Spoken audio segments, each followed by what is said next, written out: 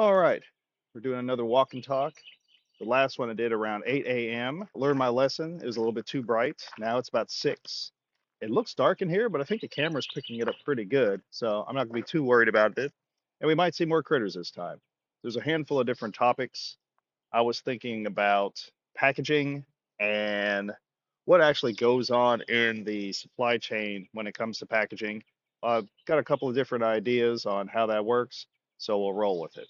And right now it's like 80 degrees, so it's nice and cool. Yesterday it was like 90 in the shade, and then in the woods, the humidity is a bit higher. So yesterday was getting a little warm, especially in the sun.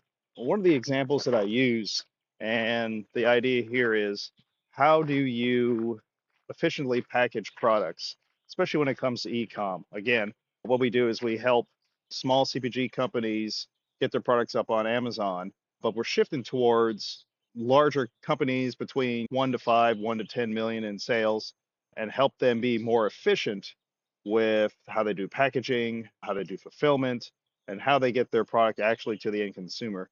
Because it's a B2C situation, but there's a lot of systems in between.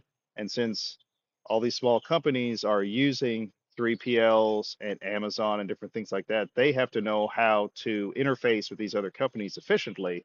And if you're dealing with someone like Amazon, they'll let you do almost anything, even if it's totally wrong, because they're going to make money either way. If you're inefficient, Amazon's not going to tell you, hey, you could be doing this better. They're just going to, if you go outside of their rails of safety or things that are blatantly wrong, then yeah, you'll get hit on the head. But if you're making mistakes that are costing you $5 or $10 extra a unit, they're going to let you do it. They don't, I mean, it's not from a nefarious thing. It's that they don't care. Like it doesn't matter. It just doesn't even calculate. So you could think about Amazon as big Godzilla walking through the city, smashing people. Godzilla's not smashing people. He's walking around. You just happen to be underneath. That being said, what we do is we help you avoid being under the foot as much as possible. Let's go with packaging on ecom and the difference between retail and ecom packaging. And one of the classic ones, at least classic for me, that I use is a jar of peanut butter. Now, that could be a jar of face cream, that could be a jar of almond butter, that could be a jar of coconut oil, it could be a jar of salsa. It all is the same thing as far as how these different things set up. But we'll go with peanut butter. And I've got some other examples. I could show some of the bits and pieces on that. But if we're going with 1 pound of peanut butter, we'll have two options. One is a glass jar and one is a plastic jar. What's the difference? Well, if you're a regular person in the store, most people don't care. Like if you get the Jif or the Peter Pan or let's call it the mainstream CPGs, they're all plastic. You'll notice that. Now, if you get the some more organic or healthy minded or possibly just smaller brand, you'll see they're frequently in glass. If I'm a customer and I'm going through my local grocery store and I see something on the shelf, well, if it's in plastic or it's in glass, I don't really think about it. It doesn't It's not something in my thought process. It's I pick it up, look at it. Is the price right? Is the brand that I like? Good. In the cart. Now, there may be considerations, and see, these are extra caveats when you're looking at your packaging. If you have something that's more of an organic brand, then the customer may not want something in plastic. They might have a thing against plastic. And if you put it in plastic, they won't buy it simply because it is plastic.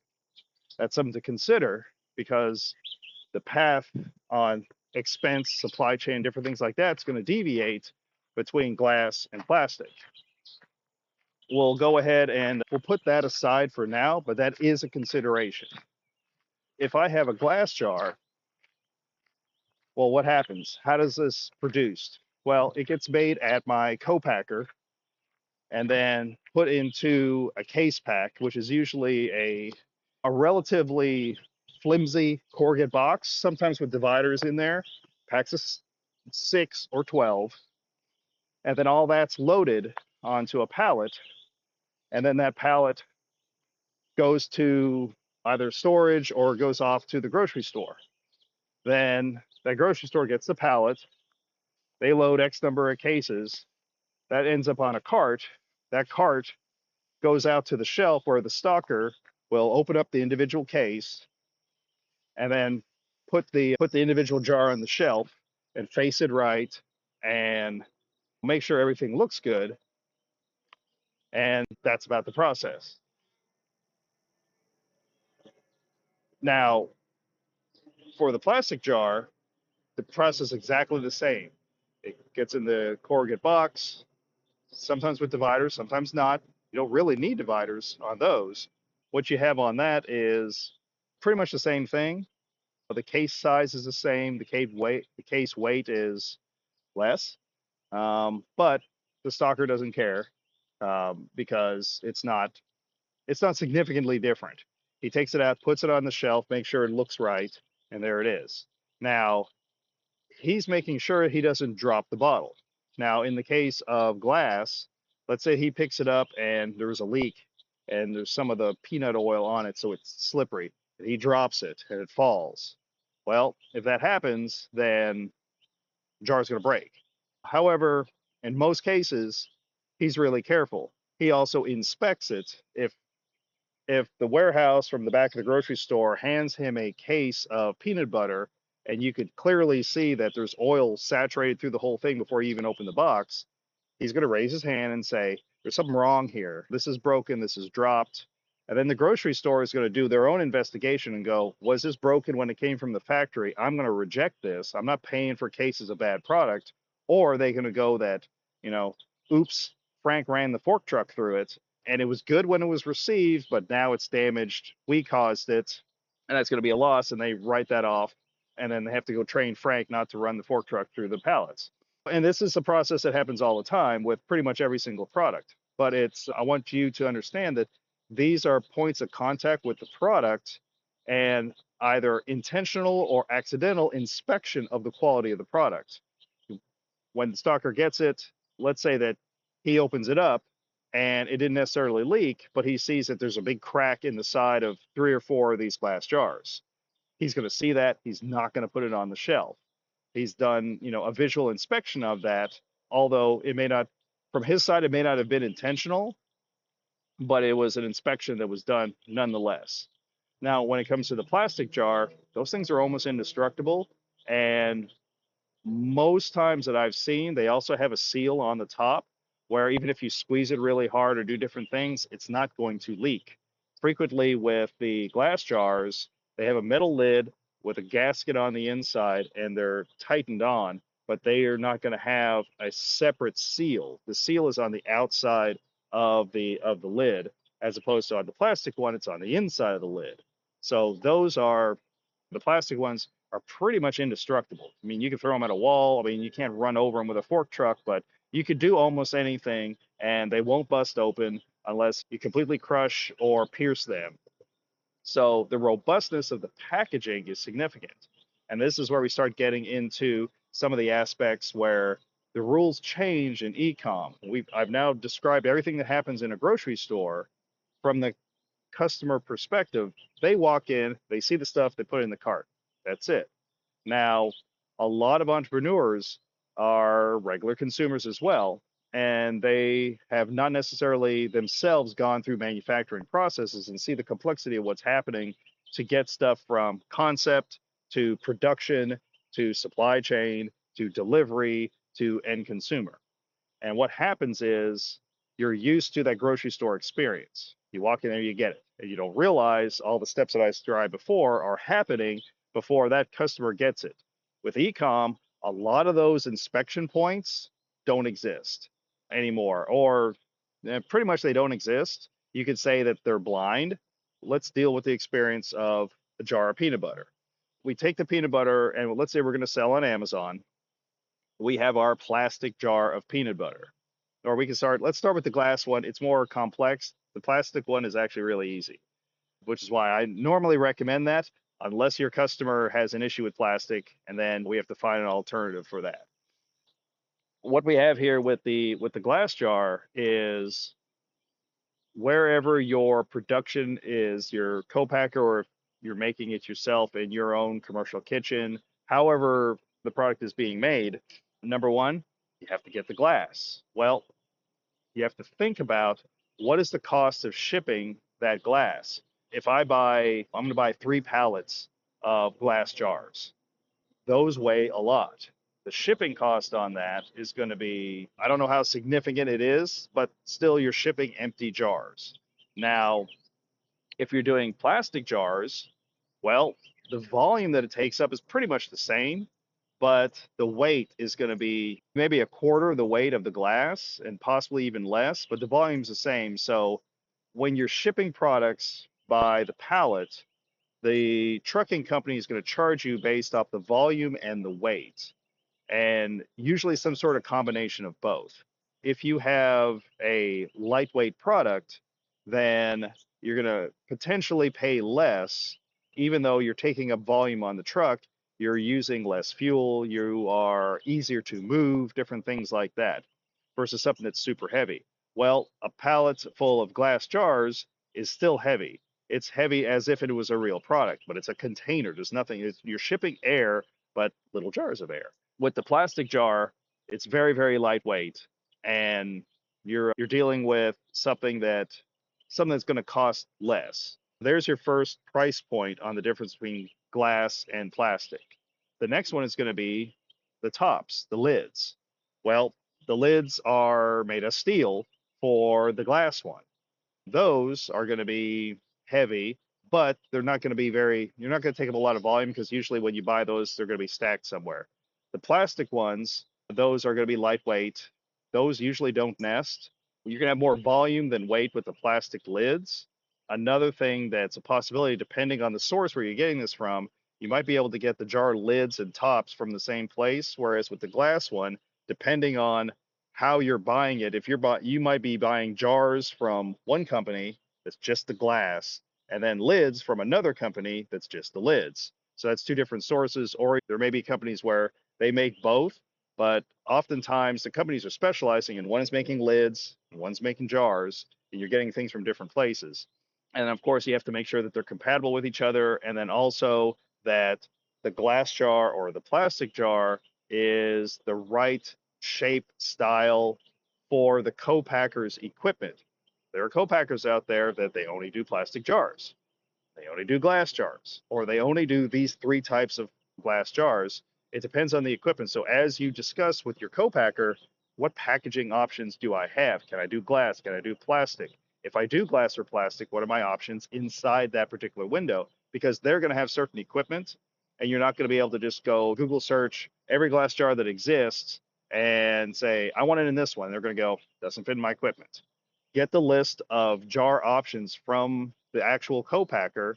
And as you're looking through co-packers, you might pick one over the other just because of the equipment that they have and the type of packaging options they can provide to you. It's another thing to think about as you go through the process of getting your product from idea to from idea to production to running the business and selling products.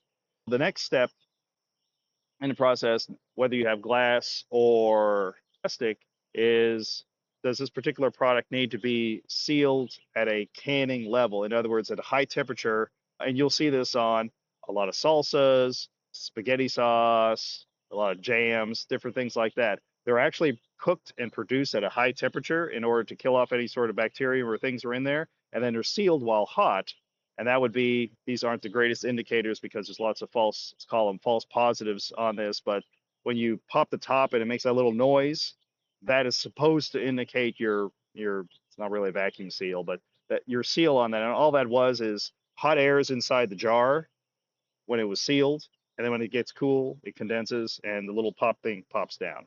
Those are notorious for giving a bad signal. In other words, they'll seem like they're popped when the product is perfectly fine, which can lead to um, the producer having a lot of false bad product. If a customer gets that and they're expecting the pop and it doesn't pop for whatever reason, even if the product is totally good, then they're like, hey, this one's bad, it didn't pop when I got it. It's like, uh-oh. And that could literally be a manufacturing issue with how the top is done. I dealt with a brand that did barbecue sauce, and they were having problems all the time. Nothing wrong with the sauce. The lids just were inconsistent on how well they did that. Customers thought they were getting a bad product. It's not a complaint. You throw away the product, you send them a new one. That's a particular cycle. Something to think about if you're doing that. With peanut butter, I don't think it's hot fill. Plus, I also see it in a lot of plastic and a lot of glass. And hot fill is frequently glass. There are plastic options, but they're not as common. Glass, I mean, that's part of the reason that's canning from back in the day. That's why things were in glass with the metal lids. Because they can be brought up to those high temperatures, maintain those temperatures, the food's put in there, it's sealed, and now it's shelf stable. The other thing you have to think about when you're dealing with the glass situation is that if I'm going to get this to the customer, what's the next thing? I get a pack of these from my co-packer. My co-packer puts them in this thin little corrugate box, 12 in a case, and then from there, they ship it to me. Now, I can, and I've got a story about this, I'll tell it another time. I can just take that jar and ship it to Amazon. And if I already have a UPC code on the packaging, then Amazon will accept it and go from there. However, if you think about what's going on now, this is where these inspection points that don't exist in e-com do exist in the grocery store example. What happened is you ship this into Amazon, Amazon gets a case of your particular product. Well, what Amazon does is they take the jar and they go, okay, this is what it is, scan. Okay, it's scanned, good enough. And then they put it in their bin, which might be a literal bin or it might be a warehouse data bin on where these particular things are located. But either way, they stock the product inside their warehouse. So from there, you make your listing and do all the regular stuff you need to do. So you get a sale. Customer says, oh, I like that stuff, buy now. Shipping goes through. So what does Amazon do? Amazon takes your jar and your naked jar and of glass with a lid on top that's steel, and they put it in a box, or they put it in a shipping envelope. Sometimes a padded envelope, the plastic one with the bubbles. Sometimes just a paper one that has a little bit of padding in there, but nothing particularly significant. And then, well, then that goes to, and they get shipped to you. So someone takes the jar, throws it in the envelope, that goes down the conveyor belt, gets jostled around with the thousands of other packages. And then that ends up with being transported to whichever individual center is going to send out the packaging for that particular zip code. And that goes on a truck, whether that's the Amazon delivery, USPS, UPS. I don't think Amazon does FedEx anymore. And then that ends up in bins and conveyors, gets distributed to regular trucks. Those regular trucks then drive out and drop your stuff off, carefully or not, and you never know. And then you go and you find this parcel on your porch and you grab it and go. The thing to think about is, well, now I've got a naked glass jar, and how well is that thing being treated on the way? And it's not necessarily anyone's trying to break it. All right, we got our first critter cam. We're gonna sneak up on them. I think they see me though.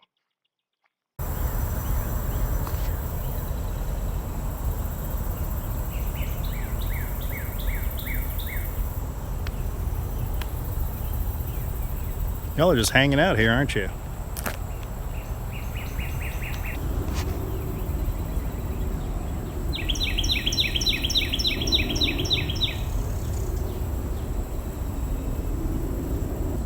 All right, so how close will you let me get?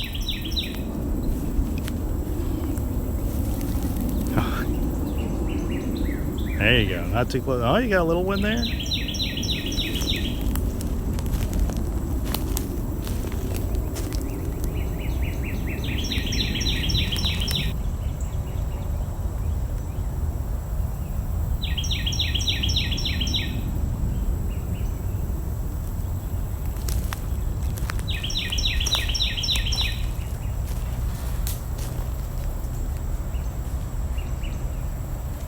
There you go.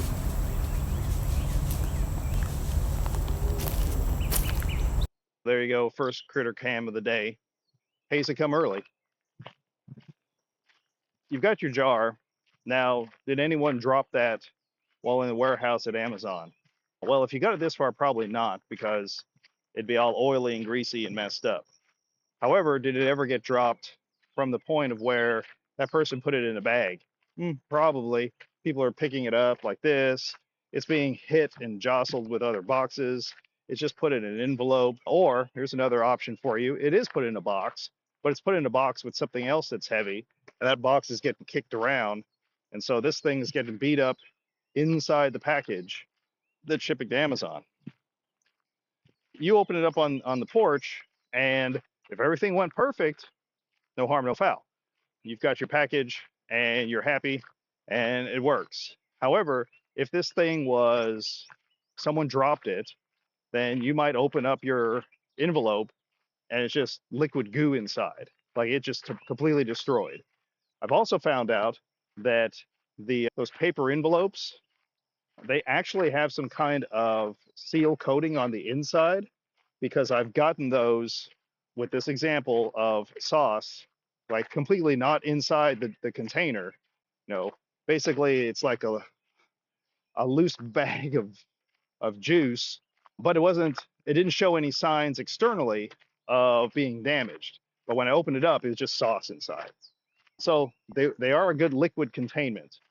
And that's another thing to think about when it comes to your packaging. So you've got the naked jar situation and it broke. How did it break? Well, again, someone dropped it, something hit it. Another thing that happens a lot, especially with the glass jars, is because the top is steel, that steel can be deformed, which means if someone drops it on its head at an angle, that lid can deform. And then if your only seal is the contact point with the inner gasket and the lip, if it gets deformed, then liquid could come out. And especially here in Texas, it gets hot. If you have a jar of peanut butter or oil or some sort of liquid and it's going through heating and cooling cycles, the thing's in a air conditioned environment, 75, 80 degrees, goes to the back of a truck, 120 degrees, nighttime, it gets down to 80 here, something like that. What that's doing is that's increasing the pressure inside the container and then decreasing it and increasing and decreasing it over how many days it takes to get there. Well, something at 120 degrees is going to tend to be puffier. And so if there's a little pinhole leak from the lid being dropped, that's now liquid's going to push up because there's a little bit of air inside the jar. The air is what's expanding. Usually liquid product like that doesn't expand that much, but the air inside will. So you might have a situation where a damaged product in a cool environment, no one would know. They'd open the jar, everything's fine, cool. But here in a hot environment, it might push it out and then you get, it's not completely damaged, but there's oil all over the product and definitely a negative customer experience. What do you need to do to mitigate this? Well, number one, especially if you're dealing with the glass jar situation, is you need something called liquid containment. And that's the term that Amazon uses specifically. Fancy words, it means put it in a bag, a plastic bag that can be sealed, that if for some reason the contents inside rupture their original packaging, either due to catastrophic failure or pinhole leak, then that particular liquid is contained in there. And again, this is for mostly for protection of the other products. And again, let's go to a situation where your glass jar is in a box. So somebody buys a jar of organic peanut butter and their next novel that they want to read. They come together, your peanut butter leaks. Now you've got peanut butter all over your book because it's all inside. Now your book is all oily.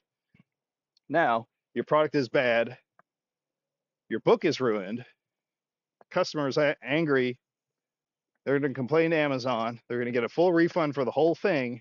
Amazon's going to go, well, what happened? And they're like, well, there's peanut butter all over my book. And then they go, where did the peanut butter come from? It's like, I ordered it from you. Like, oh, okay. And so they're going to trace back the failure of that particular transaction to you because your product leaked and it ruined a customer's product and another seller's product because it ruined a book, or it ruined a set of yoga pants, or it ruined a yoga mat, or it ruined whatever else is in that particular container. Amazon requires that you put a liquid containment on anything of that nature. I don't know if it's required with the plastic jar. They just don't tend to leak as much. But with the glass jar, definitely required. Anything that's going to be a liquid at room temperature is going to require that, or what Amazon will call a second seal, which is what's on the inside of the cap on the plastic ones. Okay, I went ahead and put this section in here. I went on Amazon and I just looked up glass peanut butter jars. So I'm not picking on anyone. And these are just like every 4 seconds. And you can pause if you want to read it. But what we're looking at is bubble bags, peanut butter everywhere. Let's see if we got a dented lid. Yeah, there's their inside of your box. There's another one. Unhappy customer, 1 star. There's your dented lid. And again, and that one, there's probably something wrong with that one. At least it looks like it. There's another one, just some mud inside a pouch. Oh yeah, yeah, that one's not a happy customer with that either. Yeah, that's a negative experience there. And that's the one you see a lot of. And there's another one. And we can just keep this up and this is one that was leaking. It didn't look bad, but it was leaking everywhere. And there's a different thing that leaked, all over the place that you could see it. There's another one that put multiple jars together, and here's another broken jar. Another one in a bubble mailer, and then this mud in the bottom of your bag. These leaked everywhere. Then that one was just horrible looking. That one just exploded. And another negative experience. Dented lid.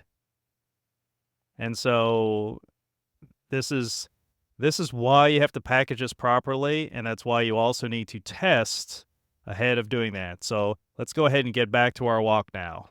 So let's get back to the glass situation here. So now we've got a situation where we got to put this into a plastic bag to make sure if it leaks, it doesn't damage anything else. Well, we also have the problem with it breaking. We are also looking at what was the weight difference? And I'll have to look it up and I could probably put it up here for the example. But there's going to be a weight difference between just the weight of the empty plastic jar and the weight of the empty glass jar with lid. And when you sell stuff on Amazon, if you sell your item, let's say you sell your jar of peanut butter and let's call it $15. It's $15. It might be $9 in the grocery store. And I'm making up prices just as an example. These may or may not be realistic for that unique product. But the point is that if you see something in the grocery store and it's $10 and you see something on Amazon and it's $15, usually that difference is because of all this packaging that I'm talking about and the cost of fulfillment. What's happening in that situation is that you're going to need, when you sell on Amazon, again, let's go back. You sell at the grocery store and it's $10 and everything incorporated on that chip there, stocker shelf. On Amazon, more stuff going on. When you sell on Amazon for $15, Amazon is going to take a 15% cut, and that's for most categories. Amazon's going to take a 15% commission on anything that's sold on their platform. And then there's going to be a fulfillment cost. And the fulfillment cost is going to vary depending on the dimensions and weight of the product. If you have your plastic jar, and I could do a little demo. I've got separate videos on my channel showing how to use the price calculator. But the cost of your fulfillment is going to change depending on the dimensions and the weight of the particular product. With plastic, again, I'll figure out the numbers, but again, it's probably going to be 1/4 the weight of glass. What we're looking at with that situation is your minimum fulfillment on Amazon right now is around $3.80. There are exceptions to the rule, but let's call it $4. If you're going to do glass, well, because of the extra weight, now the dimensions on glass are a little bit bigger the thickness of the wall on a plastic is very small, and on a glass maybe it's 3/8 of an inch. I don't know. It's thick enough to have integrity in the glass where any little knock's not going to break it, but it's not so thick that it's now too heavy. But either way, it's going to be heavier. So let's say that you're going to do your glass jar and it might be 580, something like that. So right now, just getting out the gate, you're looking at a difference between the two of $1, $1.50, $2 more fulfillment cost just because of the weight, possibly the dimensions. Another thing that you have to look at when you're selling stuff on Amazon is what are the fulfillment costs? And what Amazon has is they've got a fulfillment calculator. When you have Seller Central, it's built in, it's free, and you can use it ahead of time before, as you're trying to size your product, use that. What you don't have is something that will tell people, well, what's the optimal size for this? Well, optimal for you and optimal for Amazon are not the same thing. Optimal for you is going to be what's the biggest container I could put this in at the cheapest price with the least amount of hassle. And you don't know what that is until you iterate through these different options. Inside Amazon's system, they have a number of different tiers, pricing tiers, and they're based off of your XYZ and your weight and potentially any particular dimension that's outside of a particular level sets up a different tier. So the classic one is I'm going to ship some kind of stick like product if I'm over 18 inches in any one XYZ dimensions, then that becomes an oversized product. I mean, you could be shipping, I don't know, a straw that's 20 inches long. That's an oversized product because one dimension is that, even though it's a super skinny box, might be 1 inch by 20 inches, it's oversized. And it might weigh 3 ounces. Amazon doesn't care. It falls into the oversized category. Back to the jar situation. Put in your X, Y, and Z and your weight and see the price that it comes up with. What you should do next is go ahead and decrease the size that you're punching in by half an inch in any one of the dimensions or 1 inch. You'll learn this after you do this a few times. What you're looking for is you're looking for where these pricing tiers are. They are not published, but they are discoverable. And again, this is what I do all the time with helping people size out their packaging is you can go up to a certain level and let's say that we're dealing with $5.50. And as this jar grows, virtually as this grows, it's 550, 550, 550, 550, 550, 550, 575. Oh, okay. So something just happened and it went from 550 to 575. Well, that's 25 cents. And to a lot of people, I mean, it's a quarter, big deal. But the point is that we get your company going and you're scaling and you're selling hundreds to optimally thousands of units a day. And if the difference in your shipping, which is fulfillment in this particular case, of your shipping cost is a quarter, well, 1,000 quarters ends up being real money.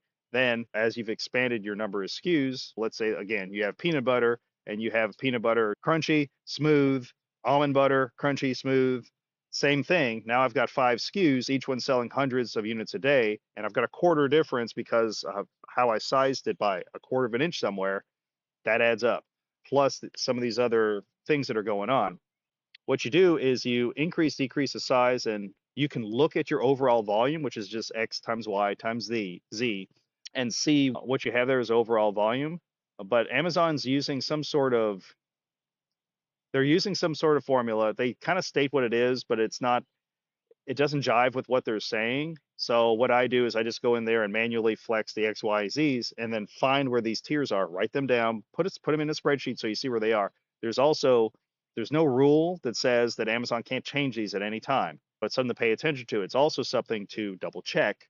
Once you're selling on Amazon, it is I priced it at this, I'm paying more. Why? You want to dig into that and rerun it through the calculator and see what's going on because they can change those tiers at any time. They can also put you in the wrong tier, but I'll do that on another video. But it can cost you money. So let's say that we've got this situation where if we grow the size of it a little bit, it's a quarter more, and if we shrink it, it's a quarter less. Well, what you'd want to do is you'd want to have this jar as big as possible up to the point and then just a little bit underneath it so that you're right under the ceiling of the tier, because you can go all the way to the bottom. You might be able to shrink it 2 inches in all dimensions and it's the same price. Then do the same experiment, but do it with your weight. Take whatever your weight is right now, add half a pound to it. You can go in half pound or 1 pound chunks until you see these price differences. And then you repeat that for both your dimensions and your weight until you figure out where these fulfillment tiers are located. And then your best bet to get your most money for the buck or your most fulfillment for the dollar is to get to right up to the ceiling, but just under of that particular fulfillment tier. If you're on the floor, that means there's that much more product that you could sell, therefore value that you can impart to the customer, therefore you can charge a higher price. You give them more product, you should be able to charge more. So that's the overall mentality that's going on there. So let's go to plastic versus glass. Well, the dimensions XYZ are a little bit thicker, but not super significant between the two. The weight is. You might be dealing with half a pound more. Well, if you had your X, Y, and Z for whatever your jar is, and you might have different size jars depending on your co-packer. These are things you want to calculate ahead of time inside Amazon and understand that so that when you go out talking to different co-packers, maybe you can find a unique jar that's short, squatty, or something like that, depending on the price to get the jar, the supply chain availability of the jar. But look at these different pricing tiers. Back to the glass situation. Well, I can't just put this in a plastic bag. I mean, that is a good liquid containment, but it's not going to save it from getting damaged. What you'll need to do with a glass jar is a couple of different stages, and I'll give you the answer, but I could also give you the path that you go to get there. It's like, well, how do you protect that? Well, you can put that glass jar into a corrugate box. And when I say corrugate, I mean type of what most people call cardboard, like a cardboard box, but it's the kind that has the fluting, which is the little zigzag in the middle between the two layers.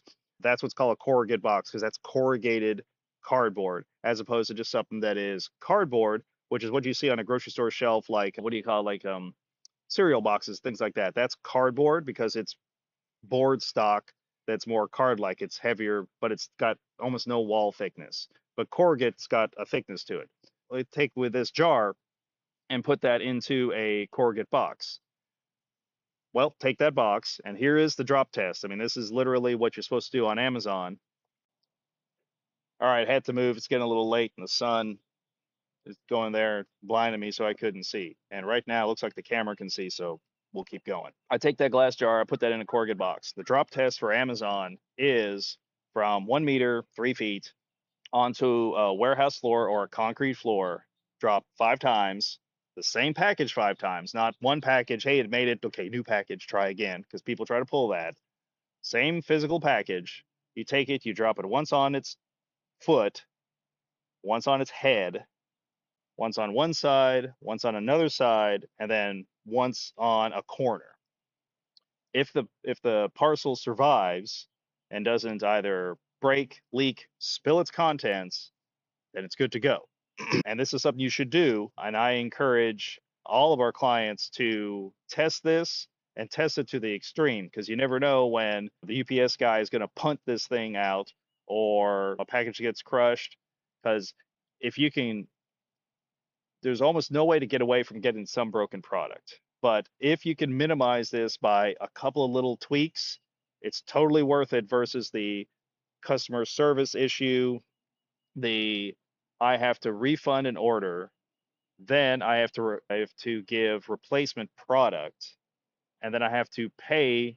Like Amazon will charge you, like if you get a return through Amazon, that money is coming from you to go back to the customer. Amazon charges you a processing fee for the return. And then if they sent them a free replacement, that's a unit that is out that you don't get paid for. The cost of a return is actually really significant. Optimally, you want 0 returns.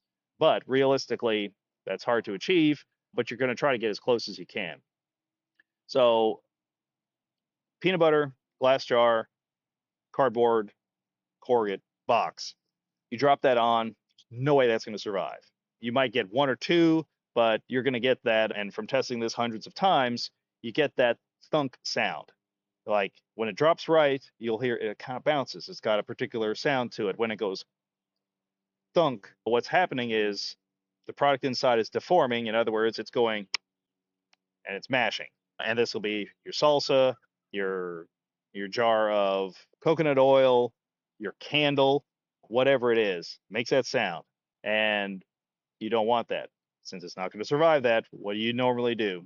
For most of our clients, what we've done in these particular situations, because we're also looking for easy to obtain, low cost, off the shelf solutions. Now, could this company go to, if you're a Procter and Gamble or a Disney company or something like that, and you needed something that was kind of delicate, packaged with custom packaging? Hey, we're going to take this, we're going to make this into a custom foam packaging, and then we're going to put all these different things on it, and you'll end up spending $12 for the packaging. But this thing, you can throw it off a building, and it works great. Awesome for those guys. We're dealing with people that have budgets that they have to get this done, and my goal is to get them the maximum profit, which means they're not spending too much on the packaging, but they're still getting their product to the end customer safely and consistently. In these situations, we look at what's available, low cost, easily available, multiple sources. Something else to look at very, very frequently when I start on the path with different clients on what their packaging is going to be, we go to Uline. Uline has almost everything. And their stuff is, for the most part, their stuff's good quality. Uline's available across the country. A lot of cities will have a Uline distribution center locally where you can go pick it up and then avoid the shipping cost, because here in Austin, we don't have a Uline. Uline's up in Dallas. So if I get some from Uline, they're going to take it, and then it's whatever the product is, and then they're going to ship it to me. That's going to add 5, 10, 12. If it's a big thing, that could add $40 shipping. So I might have a $20 set of packaging materials and then another $10 or $15 of getting it to me. Either way, Uline, easy accessible, huge selection, but the prices are high. Uline is definitely a good place to start, but eventually you'll get to your own custom, lower cost, specific configuration. What do we look at for the glass jar? A bubble bag. Now, there's a thing called bubble wrap, which most people are familiar with, but there's also bubble bags, which is basically bubble wrap, which has been cut and sealed into a pouch. Also, with those, you want to get the ones that have the self seal on them. You'll see when you get them, they have a little piece of tape over an adhesive strip. You strip that off, and you can fold over the bag. The bag seals. Is it a perfect seal? No, but as far as Amazon, it's a good enough seal. Now you've got options, and this is getting into the weeds, but why not? Just so that as you do your research, you'll know what these different things are. When you're doing bubble bags, which is what they're called, there's bubble in and bubble out. Bubble in means the bubbles are facing inside the pouch, which means the outside is smooth. Bubble out means the inside's smooth and the outside's got the bubbles on it. For sealing and different things like that, the bubble out seems to be very common. I'm not sure specifically which one is better, but it's something to pay attention to, because if you're going to be packaging your product where the end packaging is this bubble bag, which in some situations might be, this situation no, but in some situations it might be, you're not going to be able to put a sticker on a bubble out bag because it's bumpy. However, if you have a bubble in bag, then the outside's smooth, and you can apply a sticker on there, i.e., your UPC code, your FNSKU code, which is your Amazon barcode. So, something to think about. In our situation, it doesn't matter, because we're going to take that glass jar, we're going to put it in our bubble bag that's sized accordingly. So another thing to think about when you're doing this is, how do I size this? How much bubble do I need on the outside? Well, you're going to learn this from testing. What I commonly do in the glass jar situation is I get a bubble bag whose width, when pushed out, when filled with the product, is equal to the height of the product. And then roughly this tall and let's say this wide. So you can put the jar in up like this and then fold the flap over. And then what you have is you have one layer of bubble. However, if you take it, put it sideways, put it into the bag, so now it's snug in there. Now you can take this and roll it, and you're going to roll this and make kind of a jelly roll out of it, and you'll get 1 to 2 to possibly 3 layers of bubble on the outside of that jar, and that's going to help protect that jar better than just putting it in this way. So again, just thinking about how you're doing the packaging, all I did was change, I'm putting it in X versus Y, and then now I'm getting extra layers of protection for this particular product. So you take that, you wrap that up, and then you're going to put that into your corrugate box. Well, there's different layers of corrugate boxes. You can look on Uline. You'll have ones that have a thicker wall, or ones that are you'll have ones that have lots of fold-ins, which is going to give you an extra layer of protection on a lot of these. And I'll make a video where I'll show some of this stuff off later. But you put that into the corrugate box, you close that. The next thing you need to do is you need to seal the box. That can be done with a sticker or something else. It would also be good to have some sort of branding on the outside of the box, because if you just have a brown box, which they call craft in the industry, or you can have a white box, which is going to be more of the gifting type ones, the customer experience, they just get a brown box. Is it a better experience if you just take a custom sticker and put it on top, and it's got your branding, your logo, and different things like that, information on your website, a QR code in case they want to join your loyalty or points program, something like that? You could put all that on the outside of that and put that on with a sticker when you first start. Later on, as you get more sophisticated, you can start getting custom packaging with custom artwork. But when you start, go find the easiest thing to do on Uline, and then find other sources for a similar product so that you can price it for like half the amount. Let's go back to our jar of peanut butter. Now we have a jar of peanut butter that is wrapped up in bubble wrap and now is in a corrugate box. What have we done? Well, we take that, we drop it on the floor 5 times, bounces. Awesome. Doesn't break. The lid's protected. We don't get the little pinhole leak in the corner, and we don't have leaking product. We don't have angry customers, and we don't have to pay 2x for every return that we get from an angry customer. But what we have done is we've added the cost of the bubble bag. How much are those right now? I know 40 cents, 60 cents, something like that. We've added the cost of the corrugate box. Okay, well, that's going to be another 75 cents, $1.30. Don't know. I have to look it up. Changes all the time. And then what else? Well, someone had to put that jar in the bag. Well, that's labor. How much was that labor step? How efficient is that being done? Again, with a lot of people when they're starting off, they might be doing it themselves. They might have a small set of temporary employees that they use at their commercial kitchen for doing the packaging, or they might even have their own little warehouse and 5 employees that are full-time employees that are working on these different things. How efficient are they on packaging these different things? Because also know that your co-packer is not going to do this. They're there to cook the food and put it in the container and get it out of their facility because they have another run to do. They're not going to do all this fancy packaging to make sure it's appropriate for Amazon. So you get the co-packer version of it, and then it's your responsibility to finish it out. So you could try to outsource it, but it's not going to happen. So you've got the bubble bag, you've got the corrugate box, you've got the labor for putting it in the bag, sealing the bag, putting the bag in the box, assembling the box. When you get boxes from Uline, they're going to be flat packed. And so somebody has to take these boxes and fold them into themselves and then turn them into a usable box. Labor step. So jar, bag, seal, assembled box, put it in the box, close the box, put the sticker on the box, seal the box so that it's not going to get opened in transit or opened by someone and then return. Because that's another thing. Amazon accepts returns, and sometimes people will open something. Amazon, when they get a return back, they go, it's fine.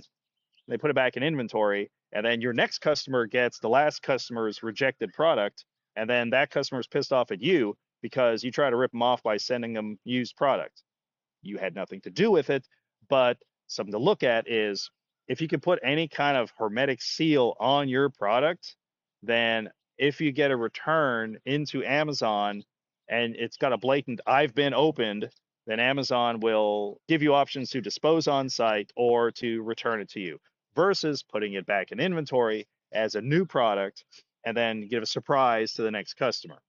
Let's go back to our fulfillment calculator.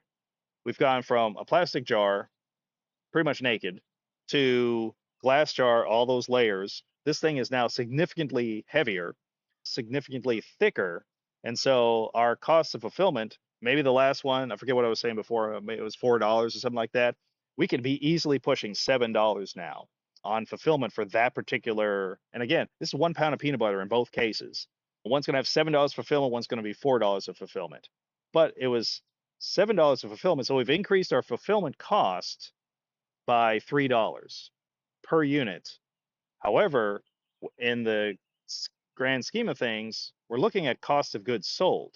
What else did we do? We added the bubble bag. We added the labor for the bubble bag. We added the box. We added the labor for assembling the box. We added the labor for putting the jar in the bubble bag in the box. We added the sticker on the outside. We added the application of the sticker on the outside, and then the closing of the box and the sealing of the box with some other sticker in order to complete that particular parcel and have it packaged appropriately for the end consumer. Well, how much is that? I don't know, throw out a guess. $3 would be pretty reasonable for all those different extra materials, extra labor steps, and storage, right? You got bubble wrap. Where are you keeping the bubble wrap? You got a warehouse? Well, you get one box, you got a pallet of it. Same thing with the boxes. Where are you going to put the partial boxes? A good way to look at this little box experiment is go to a pizza place, like especially here in Austin, there's lots of different pizza places. And what you'll see, because they want to have it easy to use the pizza boxes at the time of use, is when they're in their slow time, they'll go there and they'll assemble boxes. And you'll see a stack of boxes, medium, small, large, wherever they are, because they don't want to have to fold up boxes when a customer's like, hey, can I get this thing to go? And they just walk over the shelf and grab a box. It's already assembled. But if they took every box that they had and assembled it, it'd take up too much room. But if they waited until someone asked for one, then I have to go to the back. It's going to take 3 minutes and they have to have a clear space. They do that at night or they do that in slow times. You'll see that people making boxes ahead of time, and those are easier boxes because they got little flaps in them where they'll hold. They can hold. They don't need to be taped. But you're going to be doing the same thing with your corrugate box for your peanut butter jar. So think about that ahead of time. All these different things go into your overhead operating the business. Glass jar, all this stuff. Plastic jar, none of this stuff. You could be looking at a delta. And again, if we're in a situation where we're selling hundreds of units a day over multiple SKUs with the same form factor, that can be tens of thousands of dollars very easily. And that tens of thousands of dollars, in my opinion, is just waste. Coming from a lean manufacturing perspective, there's 8 different wastes in there, and then you've got a lot of these different steps. Were these steps necessary? Were they value added to the customer? Well, in a situation where the customer does not care between glass and plastic, all this extra stuff is waste. Why? Because the customer doesn't care. They'd have bought it just fine in plastic. Now, if you're dealing with an organic situation where they refuse to buy it in plastic and that is part of your brand message, then you have to go down that path. But then you're going to deal with a more expensive product, and that could be fine. If the market will bear that extra price, cool. But just be aware that may not always be the case.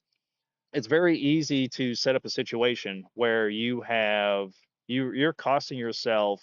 When I started off, it was like a quarter, right? We're looking at a delta between the two of 25 cents. And a lot of people, when they're starting, they don't have time for optimizing when they start. But is it a big deal? A quarter? Probably not. But you're selling 25 units a month. Eh. But as you start getting better and you're doing your marketing and you're doing your ads and you're doing all these different things, that's going to start to add up. And then if you're packaging, if because of the price difference on how you have things set up, you're paying $3 extra for fulfillment and $3 extra for your packaging and labor costs to assemble your packaging, that's $6 a unit. That's huge.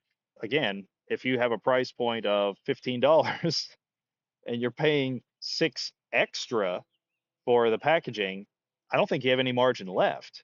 However, if you can get a higher price point, if the customer cares about what's inside the container, then all this packaging kind of doesn't matter. Now, I'm also thinking about CPG sort of products. If we go back with something like an Apple product, the packaging is exquisite on that. However, they've tweaked that out over time. And so they're not paying as much as you think they are for this heavily engineered, nice packaged product. But that's part of the brand experience. And you pay extra to have nice packaging as opposed to getting, I don't know, some sort of off-brand PC that just comes in a sleeve. There you go. It powers on. Be happy with it. Apple, it's a higher level experience. Everything's supposed to work. Everything's supposed to be thought about, everything like that. But once you've done that a couple of tens of thousands of times, they're able to take this high end packaging and do it for less. But it gives a premium feel. With a CPG product, especially consumable like something in grocery stores, that can be part of the experience. But make sure that if you're going to pay extra for all this packaging, that the customer is expecting that and they feel that there's value to that.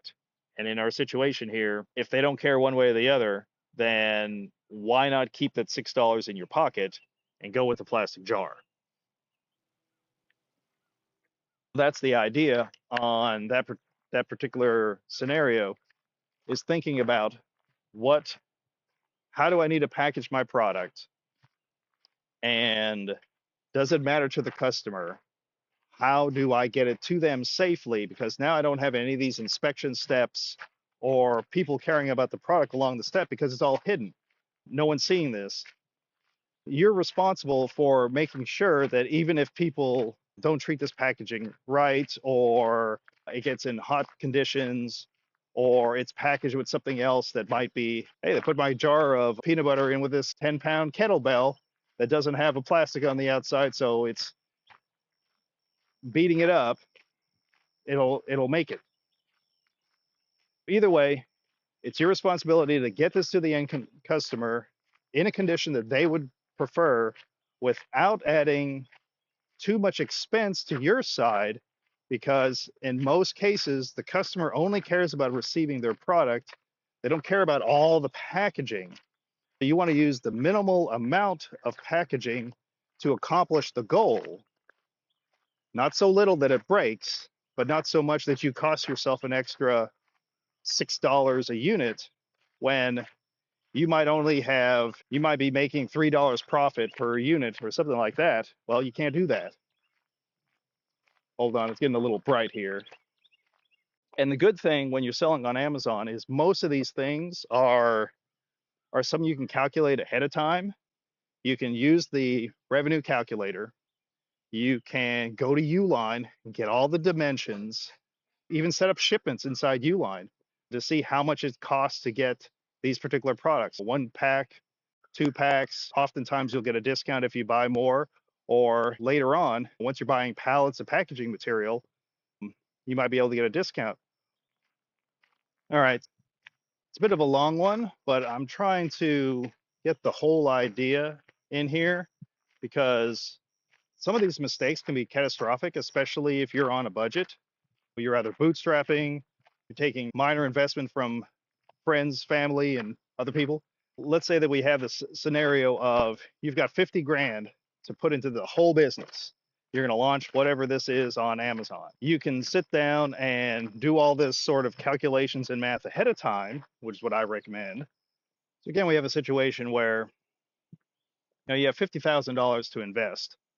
You can do most of this stuff ahead of time, which means you can use your pricing calculator. You can go on Uline and look at all the different products that they have. Because the good thing about Uline is they'll tell you the dimensions. I think in most cases, you'll even see the weight. You can order samples from Uline. I mean, I definitely recommend Uline as your starting path to figuring out what your packaging is. Most cities have a Uline in place, most big cities. Um, because something else to think about is how is your packaging going to get to you? We're in Austin right now. We don't have a Uline center, but just one up in Dallas. Pretty much almost everything we get is up in Dallas. However, if I was in Dallas and I went to Uline, I can go pick it up locally, whatever I ordered, and I'd save the shipping charge. And it's something that you have to think about. If I'm going to order $50 worth of packaging materials, they're going to have to UPS that to me. That's going to be $10 on the cheap side, might be 15, might be who knows. And if every single time I get a parcel, I get new packaging, I'm paying an extra $10, $15, $50 for shipping, that adds up pretty fast, especially if you're on a budget. Another thing to think about when you're doing that is Uline will give you samples. Call them up and say, hey, I want this, this, this, this, this. Sometimes they'll charge you for them. Sometimes they'll ship it to you for free. Depends on the relationship with it. Don't abuse it, but call them up. And what I recommend when you're starting off is test out different boxes. Use Uline as your go-to, because you can go, oh, I want this in craft, I want this in white, I want this with the fold up kind, I want this that the tape up kind, I want this that the flutes go this way, that way, that. Get all the boxes that you think could even sort of work just to test it out. And again, the point is for you to discover this for low cost iteration. That's the main thing that I do, that I help clients with, is how do we find a solution before we make a very costly mistake and we don't pay a ton of money to get to that solution. Because of course you can go and find some custom packaging place and they can get you something that is absolutely perfect and going to cost you 10x what it should, and probably be over engineered and not what you need to get it done. At the end of the day, I said this before, you know, you want this to get to you want the parcel to get to the customer. In most cases, they don't care one bit about the packaging. So don't spend too much on the packaging. If the customer doesn't feel there's value in it, there's no value in it. And so don't over packaging it. The other thing to be aware of is you've got your shipping costs. So there may be another source where you can get this packaging from. Uh, where do you get it from? Another thing to think about, and this is where Uline can be a benefit, even though the price per unit tends to be high on Uline. If I could buy all my stuff from one place and I pay one shipping charge to get that to me, especially if I'm buying like a pallet's worth of, I've got boxes, I've got tape, I've got bubble bags, I've got different ceiling stickers, I've got all these different things, but they're all coming from Uline, one shipping charge. Or I bought bubble bags from one person, cost of materials plus shipping. I got corrugate boxes from another one, materials, shipping. Add everything up, get quotes, and add everything up ahead of time so that what your overall cost would be. Because even if the individual price point for the boxes is more expensive on Uline, with everything being consolidated into a single shipment, that shipping price per unit might make the difference. Something to think about. Now, these are things to consider more once you're scaling. If you're in your testing and experimenting stage, not a big deal. Don't worry about it. It doesn't have to be perfect. Well, it's not going to be perfect. Just accept that. It's not going to be perfect when you start. But think about that ahead of time so that you can move to get rid of that extra waste. In other words, you're paying money for things that are not valuable to the end customer. Where you get your stuff shipped from, the customer doesn't care about. So this was kind of a long talk, and we started off on peanut butter, but I wanted to share the thought process that it takes to successfully go through this. Oh, sorry. Example I was going to give, I didn't record it.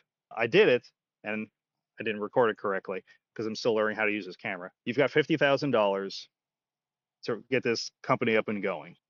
You get ahead of yourself because you're excited to get this going. I'm going to do this. It's going to be awesome. All these different things. You go and find a co-packer, and depending on how you've done different things, you've agreed for a $20,000 run of product, whatever it is, peanut butter. And now you have thousands of jars of peanut butter. If you do the process I'm talking about, where you test out different things, you go to Uline, grab that stuff, go find things at your local grocery store that are shaped and weighted about what it is, take that, buy some, put it in the packaging you're thinking about, do your drop test and see how well it works.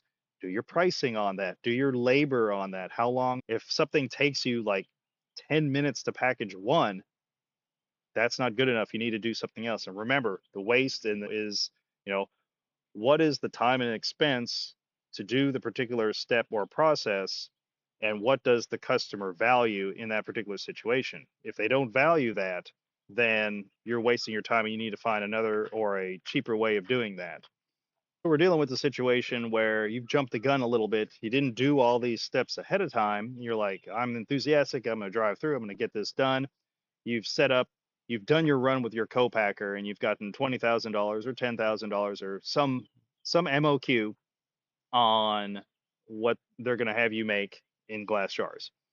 And you don't know all these different steps that you should do ahead of time to make sure your product's getting to the customer. So you send that into Amazon. And then you find out after you have, let's say, 5,000 units you sent into Amazon because you want to make sure you're ready for your launch. You're going to get this thing going. Hint, I recommend when you first get going on Amazon, send in a couple of cases, make sure they process right, even do a test order, get them in Amazon, don't open your listing, and then use multi-channel fulfillment to send one of those products to yourself. Look at the condition of it with one case inside Amazon or one or two cases. Do all this before launch, and you can do this before launch. That way you test that the whole thing went through the system and what's the condition in case you need to rethink what you've done. Back to the scenario where you're just gonna go. And so you shipped in whatever, 3 pallets worth of stuff because this thing's going to take off. It's going to go like crazy. Well, unbeknownst to you, you didn't package it right. So now you have some sort of failure. Let's say it's not anything crazy, 30% failure mode. Well, that's enough to get Amazon to shut down your listing. Let's say that it was something that is you start selling, things are going great, and then you start getting, hey, my stuff was leaking, my stuff is broken, my stuff, 1 star review, 1 star review, 1 star review, A to Z claim, customer refund, like, oh crap, what's going on? Well, all your stuff's at Amazon or 5,000 units of it. Now what happens? What happens is Amazon takes all your stuff once there's a problem and they shut down your listing. Now your stuff is sequestered. It can't be sold until something happens to it. Now, if it's something simple, and in our glass case, it's not going to be simple, but if it's something simple like you should have put this into a liquid seal, a liquid containment unit, a bag, Amazon will offer you that as a processing fee to process your products, and then they'll charge you 60 cents, $1.20, it depends. And then you can get your 5,000 units or whatever was left from that. You can get those up and going again. That's the best case scenario where it's an easy to solve problem, and Amazon offers a way to post process it, charge you for it in house, and then you're up and running again. That happens 5% of the time. Most of the time, they go, I don't know what's wrong with it. I don't care what's wrong with it. Take it back. We could throw it away. We could ship it to you. They're not going to touch it. They're not going to mess with it. They are not there to engineer your problems. Now you have to decide, do I just throw it all away? Maybe. Again, you just drop 10 grand, 20 grand on this particular amount of product, and you have this big hiccup, and now you're going to have a month, 2 months worth of headaches fixing this. Well, let's say that you're dealing with the situation where you needed to put this in the bubble bag and all that sort of stuff. Well, you're like, okay, do a removal order. That's what they're called on Amazon. Well, Amazon's going to charge you the fulfillment cost plus some sort of processing fee. So you're going to spend for a jar of peanut butter maybe $4 to get that returned to you.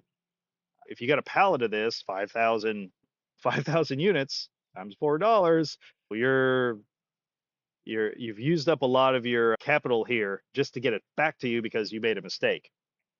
Now you get it back to you. How long does it take? How do they get it? Well, just the process. When Amazon gets your product, they're going to distribute it across the United States. If you do a removal order, what they do is they remove it from where it is. They don't consolidate all your stuff into a nice clean package, then send it to you on a pallet with a bow on top. What they do is they go, all right, fulfillment center A, ship all this back. Go. B, ship all. C.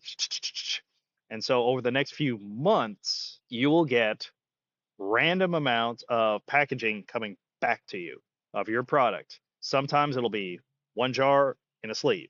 Other times it'll be a case pack. Sometimes it'll be a UPS truck. Other times it'll be a whole pallet. Someone's going to come by and drop it off. Make sure whatever address you have about that, because if you're dealing with a situation where it's pallets, if they're expecting to drop it off at a warehouse with a dock, they're going to use a different truck than if it's going to a residence or a location that doesn't have a dock. In other words, you need a lift gate on that truck to move that pallet, and you need a hand truck to move the thing around.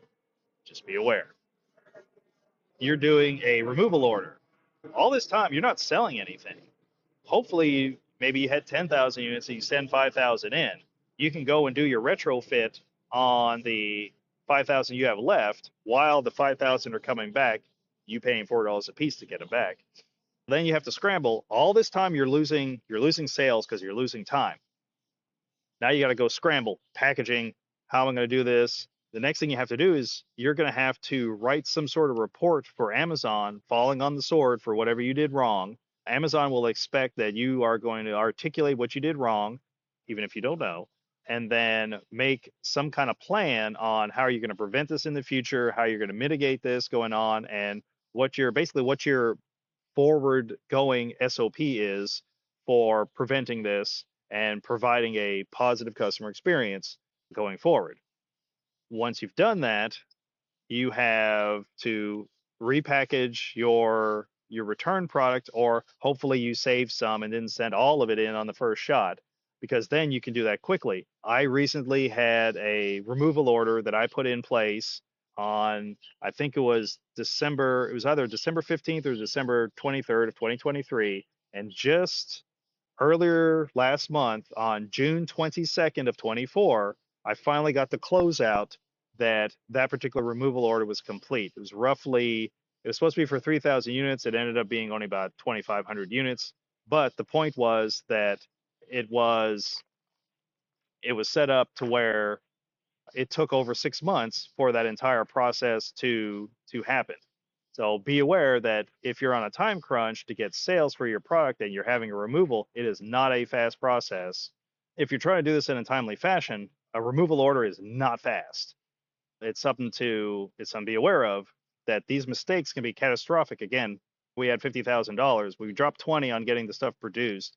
We just made an oopsies, and next thing that's going to cost us another 10 grand, maybe more, just to get stuff back to us, post process it. In the meantime, this might take 2 months to get these particular things, or we have to pay for another run. And very frequently, when I'm dealing with clients that they're on a tighter budget, the revenue that you're bringing in from those sales are going to pay for your next run. And so you've got your cash flow, and then you also have how quickly can I get my product turned into liquid that can then be put in to pay for the next run of materials so that I can repeat the process. If you have to do a removal order and you're down for 6 months, or you get a trickling of products over that 6 month period, then you can be down for a long period of time, and that could be a potential issue. A lot of these are mistakes that can be fatal to the business, that you get launched, you have a hiccup, and then next thing you're down, you've got negative 1 star reviews, and it takes a lot to recover, or you lost time and then you're repackaging your stuff and to send it back into Amazon. By the time you've cycled through that one time, in most cases you've lost all your margin for that particular product, because if you're selling something on Amazon, the rule of thumb when I started back in 2014, 2015 was about a 3-to-1 ratio. My cost of goods to my selling price is about 3-to-1. Nowadays, it's about 5-to-1. So if you're under 3-to-1, you need to rethink what you're doing, save your packaging, increase your sizes, do different things to make sure you have more margin in there. If you're 5-to-1, then you're usually pretty good, because a chunk of that is going to go to Amazon's going to take a chunk of that. You need to do advertising. You need to deal with the packaging. You need to have enough money to run your overhead, pay for the next round of product, all these different things. When you're selling on Amazon, 3-to-1 used to be the rule. Now it's really 5-to-1. So just be aware of that. And again, part of what I'm trying to help people with here is to understand what these things are, give them tools and methodologies to discover this ahead of time, so they don't make that fatal mistake where you start off with $50,000 and next thing you're 40K deep and you have a shutdown store, a bunch of bad product in your garage, and 1 star reviews, and Amazon won't let you back on. You're toast. What can you do to think ahead, think through all the steps, iterate iterate cheaply as many times as possible before you send it into Amazon, and then even test when you're going into Amazon. Again, send in a couple cases, don't turn on the listing, do multi-channel fulfillment. That's where you could type in to send something specifically through the Amazon system to ship it to someone, ship it to yourself, and test that out before you do any kind of hard launch. And then you're able to see how everything works. And then once you know that you've got most things in place and this thing is working, then send out the announcement, this is live, turn on your PPC, get everything going. But until then, be cautious, because the thing about Amazon is it's going to amplify whatever you're doing. If you make mistakes, it's going to amplify those mistakes. If you are successful, it's going to amplify that success. What you want to do is you want to minimize all the mistakes that are going to happen naturally because this is the first time you've done whatever product this is.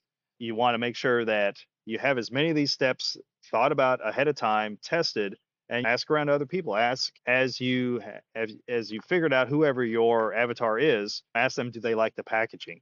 What was the experience? Mail this to friends, family, different people like that, and see what they think about the packaging in these different forms. All this can be done ahead of time so that at least some level of feedback before you go and have Amazon 100x whatever you did. If you did it good or you did it wrong, Amazon's going to just multiply that. But you want to get that wrong number as small as possible so that the good side is what you end up with and you end up making lots of money. You have the ability to run more product and then you keep growing and taking those lessons learned and the systems you put in place and have those for your next whatever your next SKU is. Again, you went from smooth peanut butter and now you're doing smooth and crunchy, right? Everything in the process is the same. You've already done it once. So the second one's going to be way easier because same thing. And you've already like, oh, here's all the packaging. That R&D part of your packaging has been done when you did the first one. And that's also another thing when you think of adding new SKUs, can they be in the same form factor? If so, boom, all your R&D costs are already paid and you're taken care of. You go to the next level. And then you want to rinse and repeat that as you grow your business. And then also what you'll find is when you have hiccups like something went wrong with manufacturing and you had to bring some stuff back, if you have extra margin in your sales, that gives you a buffer to be able to handle some of those hits. And that stuff just happens in business. It's just part of doing business. Something's going to happen. It's not going to be your fault. But now you've incurred an extra $10,000 you didn't expect. Well, if you're wasting money by having inefficient packaging or all these other sort of problems, and you're just barely scraping by with your 3-to-1 ratio, that hit can take you out and it's game over. If you've got your 5-to-1 and you've done all these different efficiencies where you're paying as little as possible for the maximum value of how that's going to get to the customer, and you have extra dollars per unit of revenue coming into you, then something happens, you can weather that storm and you can keep going. This is a bit of a long one. And if people like this sort of format, then let me know. If there's other topics dealing with either product development, selling on Amazon, logistics, different things like that, let me know. I'll I'll answer any questions. We could do a long talk like this, or I could do little small ones. And again, just looking for feedback, just like I'm iterating, just like you're supposed to iterate on what is it that the customer wants, what's the packaging, what's value added. So thanks again, and I'll see you on the next walk.